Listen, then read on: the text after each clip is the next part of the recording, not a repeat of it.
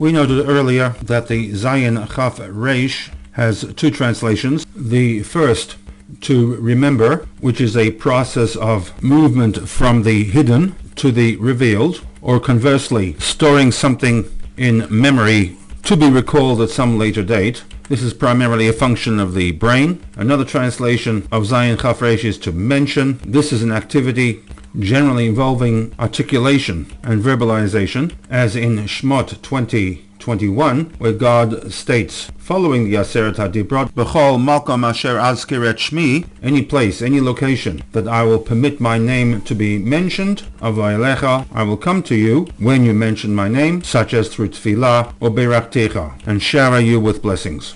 Similarly, the opening words to the fourth of the Aseret HaDibrot, Zachor et Yom HaShabbat, is understood to provide a basis for the recitation of the Kiddush. Zachor, make mention the day of Shabbat, and in doing so, the Kadshah, you will imbue the day with holiness.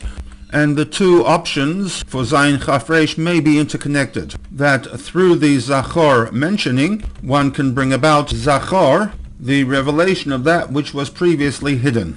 This preamble regarding the Zayin Chaf Reish will assist us to understand the second stanza of God's statement that comes on the heels of Zeh Shmi Le'olam, in which HaKadosh Baruch Hu informs Moshe, V'zeh Zichri L'dor Dor.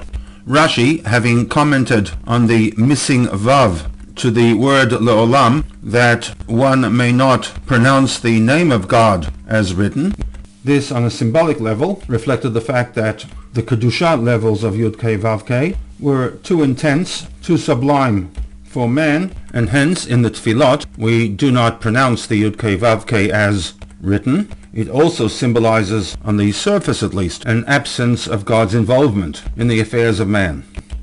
One could ask, however, of what use is there in a Yud Kei Vav Kei that was hidden, if the message of Zeh Shmi Le'olam is that, despite the intensity of the slavery, God did not distance himself from his people, and furthermore, their suffering was also his suffering.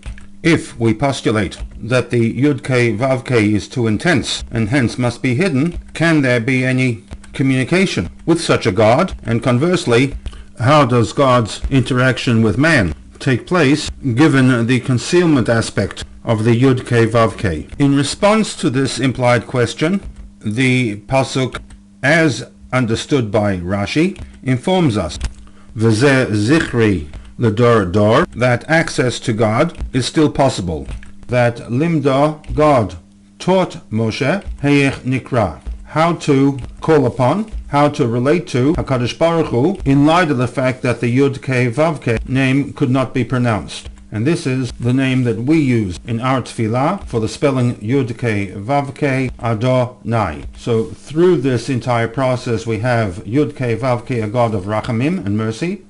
The name needed to be concealed, which means could not be pronounced. However, God was nevertheless still accessible in prayer through the name Adonai.